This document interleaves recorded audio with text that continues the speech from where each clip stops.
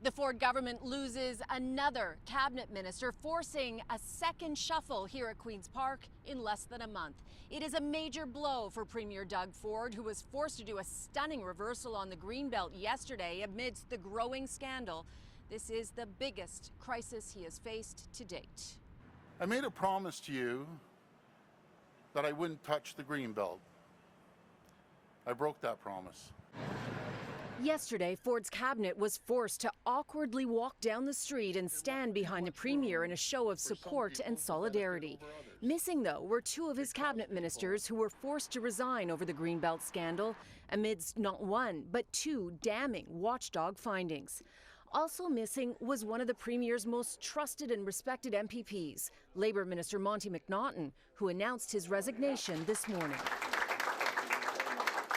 McNaughton was the architect of getting trade unions on board with the government and a future party leadership hopeful. In a statement, he said he was taking a private sector job and insisted his departure had nothing to do with the scandal. It reads in part, "I realize that recent events will cause some to speculate about the reasons for my departure. I want those people to know that my decision is completely unrelated to those events." The Liberals used McNaughton's departure as more fodder. It was almost too easy. I'm going to miss him. And I'm sure he's not saying this, but he doesn't want to be any part of this mess.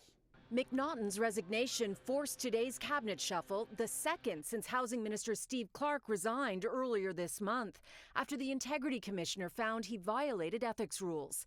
3 backbench MPPs were promoted, and David Piccini, who was the Environment Minister, is now stepping into McNaughton's shoes. Even with a shuffle and this apology, I am very, very sorry. The Greenbelt scandal is far from over.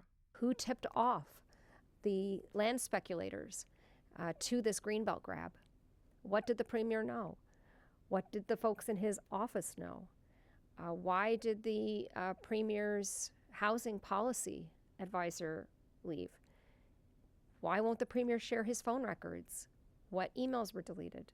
Ford has not been implicated in the watchdog reports. Just yesterday, the Integrity Commissioner announced he found no grounds to investigate the premier for his daughter's stag and doe and wedding, which were attended by some developers. Now, the Ford government is struggling just as the legislature is set to resume here at Queen's Park on Monday, and thousands of protesters are expected. You can see barricades are already going up.